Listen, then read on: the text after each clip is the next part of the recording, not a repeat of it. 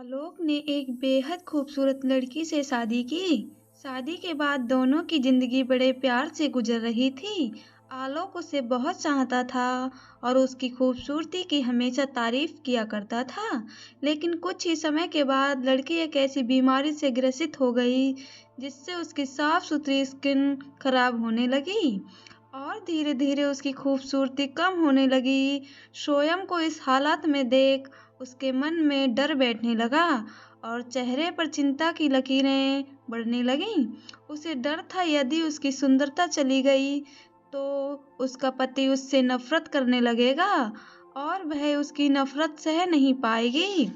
इसी बीच 2 दिन के लिए आलोक ऑफिस के काम से दूसरे शहर चला गया।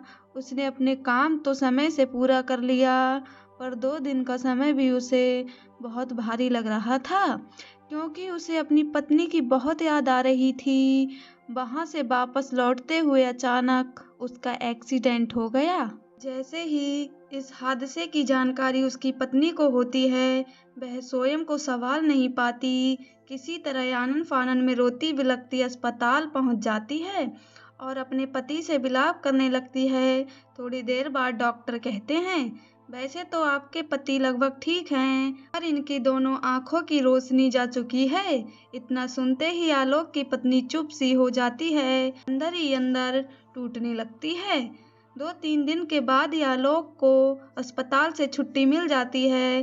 धीरे धीरे उसका जीवन समान हो जाता है और उनकी जिंदगी हंसी खुशी से आगे बढ़ने लगती है। यूं ही समय गुजर रहा था। समय के साथ ही उसकी पत्नी की स्किन पूरी तरह खराब हो गई। अब उसकी पत्नी बदसूरत हो चुकी थी फिर भी उनकी जिंदगी अच्छे से गुजर रही थी क्योंकि उसका पति अपनी आंखों की वजह से उसे देख नहीं सकता था। आलोक अपनी पत्नी को ठीक उसी तरह प्यार करता रहा जैसे पहले करता था। एक दिन अचानक उसकी पत्नी की मौत हो गई। पति अब अकेला हो गया था। पत्नी की मौत से आलोक इतना बिखर चुका था कि आलोक ने उस शहर को ही छोड़ने का मन बना लिया।